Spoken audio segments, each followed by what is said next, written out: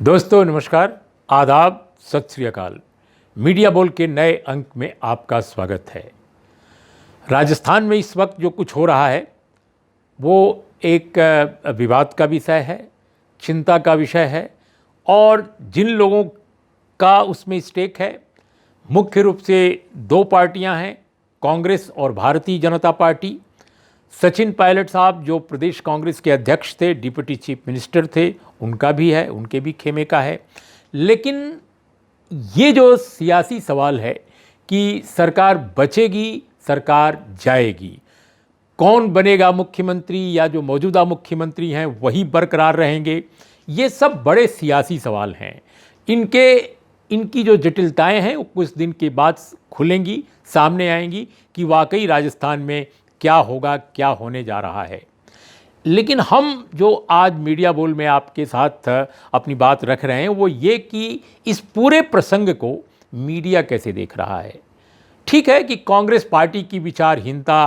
और उसकी जो नेतृत्वहीनता है, लीडरशिप की जो कमी है, वो सब उजागर हुई है, इसमें कोई दो राय नहीं। अगर आप देखें असम से लेकर के गोवा, फिर इसके बाद कर्नाटक, फिर मध्य प्रदेश, तमाम स्टेट्स में जिस तरह उसकी सरकारें गईं या सरकारें उसके मंत्री, उसके बड़े नेता वो डिफेक्ट किए, वो बड़ी लंबी चौड़ी कहानी है, हम उसमें नहीं जाएंगे। लेकिन इसमें कोई दो राय नहीं, अगर हम एक वाक्य में कहना चाहें कि कांग्रेस नेतृत्व की अपनी विफलताएं भी इस दरमियान पूरी तरह उजागर हुई हैं।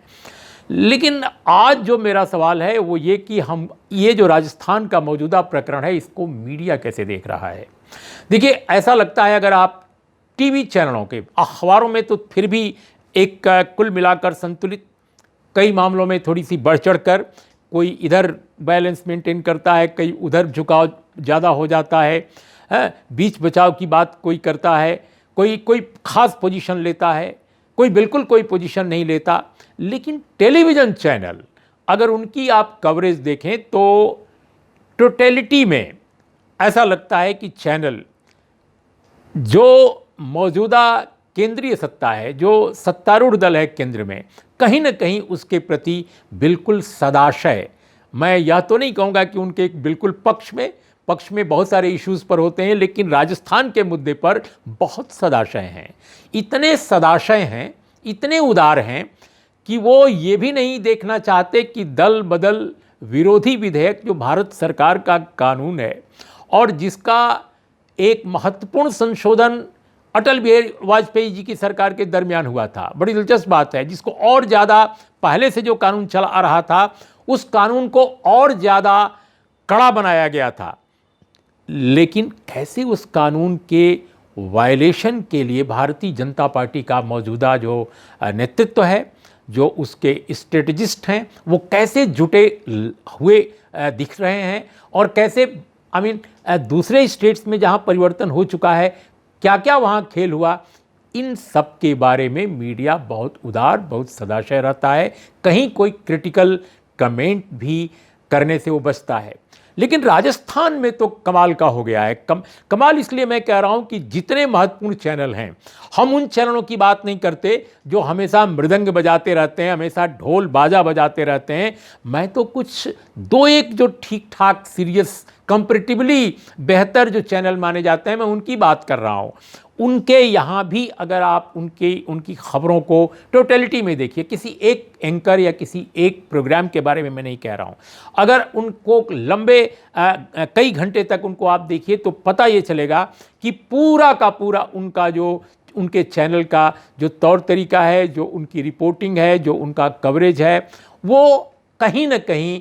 मौजूदा जो केंद्रीय सत्तारूढ़ दल है, जो उसके जो स्ट्रेटजिस्ट हैं, उसका जो स्टैंड पॉइंट है राजस्थान को लेकर, उसके कहीं न कहीं उदार है, उसको लेकर सदाशय है, कोई क्रिटिकल कमेंट नहीं है। और दूसरी बात, अशोक गहलोत जो कांग्रेस के नेता हैं, मुख्यमंत्री हैं, उनकी सरकार की जो मीन मेक है, उनकी जो बुराई है, उनकी जो कमी है, वो सब निकालने में लगा हुआ है। जैसे जिस वक्त मैं आपसे बात कर रहा हूँ, आज 14 तारीख है और 14 जुलाई को देश के सभी अच्छे बुरे कहे जाने वाले जितने चैनल हैं, जो ढोल बाजा हैं, जो बैंड बाजा हैं वो, और जो अपने आप को थोड़ा सीरियस दिखाते हैं, सब जगह एक क्लिप चल रही है। और वो क्लिप यह है कि जयपुर में बैठा एक कांग्रेस के विधायक कह रहे हैं कि उनको कहीं जाने नहीं दिया जा रहा है, उनके चारों तरफ पुलिस लगी है। ठीक है, उनकी बात है, लेकिन जो मनेसर में बैठे लोग हैं, सचिन पायलट के समर्थक कहे जाने वाले, जिनके बारे में ये कहा जा रहा है कि मनेसर में हरियाणा में वो लाए ही क्यों गए, इसकी भी एक पड़ताल हो सकती थी या होनी चाहिए थी। लेकिन मनेसर के बारे में किसी चैनल की स्थिति नहीं है कि वो दिखाए कि मनेसर में क्या हो रहा है, कोई वहाँ का भी कोई कवरेज दिखाए। कोई ये नहीं बताने को तैयार है कि जो लोग वहाँ हैं वो कितने हैं। सिर्फ दावे सचिन पायलट के सामने आ रहे हैं और दूसरे भारतीय जनता पार्टी के कुछ नेताओं के आ रहे हैं, लेकिन ये सिर्फ क्लिप दिखाई जा रही हैं कि कांग्रेस के कुछ विधायक जयपुर में कैसे गुलामों की तरह हैं। अभी दल बदल विरोधी विधेयक जब बना था तो क्यों नहीं इस देश के मीडिया ने कहा कि ये विधायकों को या सांसदों को पार्टी आला कमान का गुलाम बनाने का एक दस्तावेज है, एक कानूनी दस्तावेज है? क्यों नहीं कहा? उस वक्त तो नहीं कहा लोगों ने।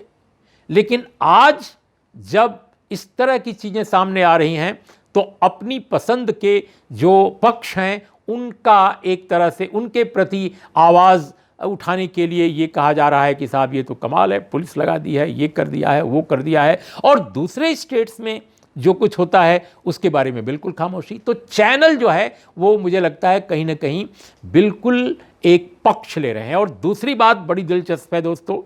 वो दूसरी बात यह है कि हमारे जो टेलीविज़न के एंकर हैं उसमें कुछ बहुत सीरियस एंकर होते हैं जो पॉलिटिकल कमेंट भी कर सकते हैं, जो अच्छी एनालिसिस पेश करते हैं जनरली। अब जैसे उदाहरण के तौर पे इंडिया टुडे में राजदीप सरदेसाई हैं, वो एक गंभीर पॉलिटिकल कमेंटेटर भी हैं, वो राजनीतिक विषयों को उसके तह तक जानते हैं, समझते हैं, अच्छी एनालिसिस पेश कर सकते हैं। ज़्यादातर जो राष्ट्रीय प्रश्न हैं उन पर भी उनकी एक अच्छी समझ है। तो वो अगर एक एंकर के तौर पे, एक एनालिस्ट के तौर पे, विश्लेषक के तौर पे अगर पॉलिटिकल एनालिसिस पेश करते हैं तो बात बिल्कुल समझ में आने वाली है और वो दर्शकों को पसंद भी आ सकती है, किसी को उससे परहेज भी हो सकता है उनकी कतिपय टिप्पणियों पर। लेकिन अपने देश में हो रहा है कि जो सीनियर मोस्ट लोग हैं टेलीविज़न चैनल्स में, टेलीविज़न की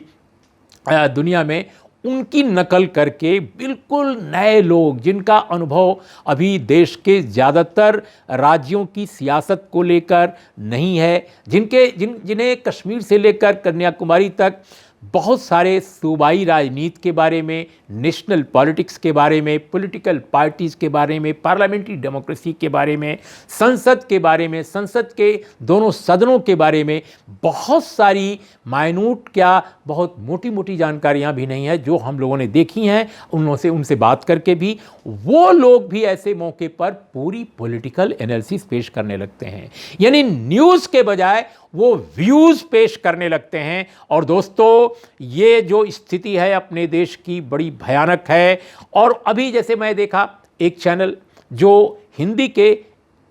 उन चैनलों में गिना जाता है जो ज़्यादा समझदार, उदार या ठीक ठाक चैनल जिसे कहा जाता है, मैं कल देख रहा था दोपहर के दौरान एक एंकर, संभवतः वो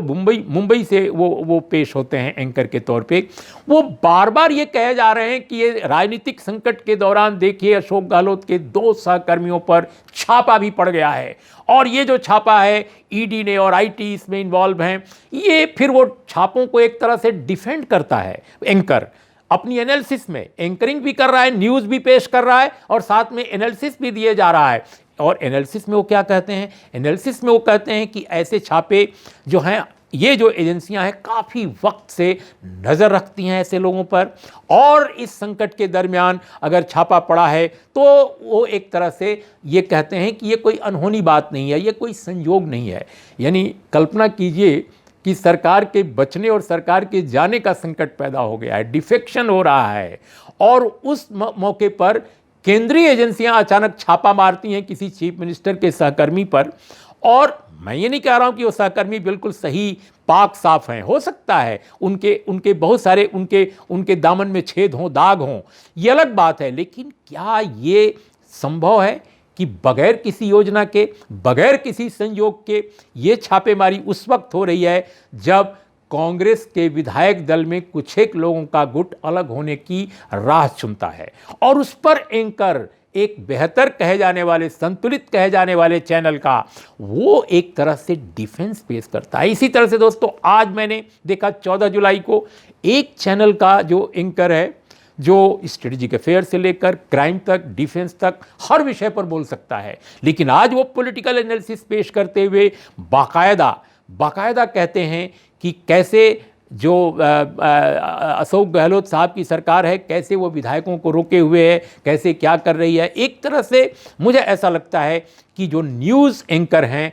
वो सारे के सारे पॉलिटिकल कमेंटेटर बन गए हैं, खासकर पॉलिटिकल क्राइसिस के इन मौक़ों पर, ताकि वो अलग अलग ढंग के पक्ष ले सकें, जहां उनको इच्छा कर रही है वहां बैंड बाजा बजा सकें। बिल्कुल चलते चलते दोस्तों आज के इस प्रसंग में एक बात मैं कहना चाहता हूं कि जो लोग कांग्रेस पार्टी के 20-25 या 10 लोग या 12 लोग, जो भी लोग हों सचिन पायलट जी के पक्ष में, वो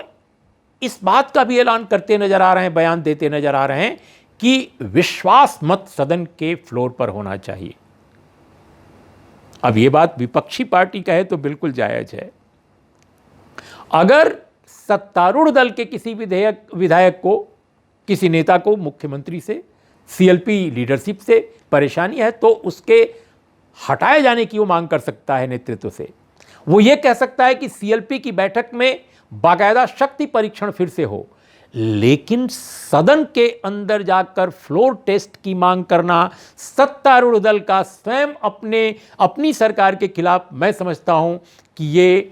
दल बदल जो कानून है उसकी मूल भावना के खिलाफ है। लेकिन इस मांग को भी बहुत सारे टेलीविजन चैनलों के जो एंकर्स हैं, जो सो कॉल्ड कमेंटेटर बन गए हैं, वो इसको भी डिफेंड किए जा रहे हैं। डिफेंड वो खुलकर करें ना करें, लेकिन ऐसा लगता है कि इसको भी एक सदाशय ढंग से, बड़े उदार ढंग से, बगैर किसी क्रिटिकल कमेंट के, बगैर कोई क्रिटिकल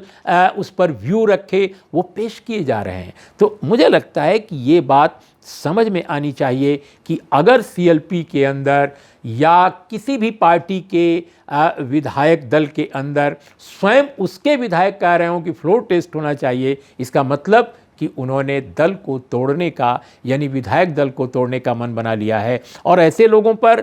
कानून के हिसाब से दल बदल विधेयक लागू होता है। लेकिन आप टेलीविज़न की डिबेट्स में देखें, आप कमेंटेटर्स जो बने हुए एंकर्स हैं उनकी बातों को सुनें, तो ऐसा लगता है कि वो तो न तो दल बदल विरोधी विधेयक का मूल प्रारूप पढ़े हैं, न उसका संशोधित प्रारूप पढ़े हैं। और हाल के दिनों में जो हाल बना दिया है राजनीतिक दलों ने, खासकर जो सत्ता पर काबिज बड़े दल हैं, उन्होंने जिस तरह से दल बदल विरोधी विधेयक का जो हाल बनाया है, मैं समझता हूँ इस विधेयक का कोई मतलब नहीं रह गया है। फिर इस विधेयक को रखने का क्या मतलब है? इसका मतलब यह है कि निश्चित रूप से इस विधेयक को अब दफना दिया जाना चाहिए और फ्री फॉर ऑल किया जाना चाहिए। लोग अंतरात्मा की आवाज़ पर वोटिंग करें। क्यों नहीं इसके पक्ष में लोग उतर के आते हैं? क्यों? क्योंकि उनको स्वयं तब खतरा नज़र आता है कि कहीं उन पर सवाल ना उठना शुरू हो जाएं। तो ये कुछ बातें आज मैं कहना चाहता था। बाकी जहाँ तक रही राजस्थान की ये सत्ता पलट की कोशिश या सत्ता बचाने की कोशिश, निस्संदेह इसमें कोई दो राय नहीं है कि ये कांग्रेस लीडरशिप की उसकी एक तरह से उसकी विचारहीनता की एक बड़ी मिसाल है जो सामने पेश आई है कि 6 महीने से, आज अशोक गहलोत को हमने सुना, वो कह रहे हैं 6 महीने से ये सब चल रहा था। तो जब 6 महीने से चल रहा था तो कांग्रेस आलाकमान क्या कर रहा था, एक बड़ा सवाल है। लेकिन टेलीविज़न चैनल के जो एंकर्स हैं उनको ऐसा लगता है, मैं सबकी बात नहीं कर रहा हूँ, मैं कुछ एक की बात कर रहा हूँ, जो अति उत्साही लोग हैं, जिनको न्यूज़ पेश करना चाहिए लेकिन जो एनालिसिस पेश करना जिन्होंने चालू कर दिया है, उनको कम से कम इन बातों को भी समझना चाहिए कि पॉलिटिकल जो इश्यूज़ हैं उन पर वो बेहतर ढंग से बोल सकते हैं कि किस पार्टी ने किस तरह से अपनी विफलताओं को दूसरों पर थोपने की कोशिश की है, वो आलोचना का विषय हो सकता है। लेकिन जब आप कानून पर जाएंगे तो कानून को पढ़ करके आपको बोलना चाहिए, क्योंकि इससे मिस इन्फॉर्मेशन का एक बड़ा जो खतरा है वो आप पेश करते हैं। लोगों को आप गलत जानकारी देते हैं और एक तरह से लोगों के बीच में उनका दिमाग आप जो बनाते हैं, उनका मानस जो आप क्रिएट करते हैं, वो एक, मैं समझता हूं कि हमारी डेमोक्रेसी के लिए अच्छी बात नहीं है। तो इन शब्दों के साथ आपका दोस्तों बहुत बहुत धन्यवाद। नमस्कार, आदाब, सत श्री अकाल।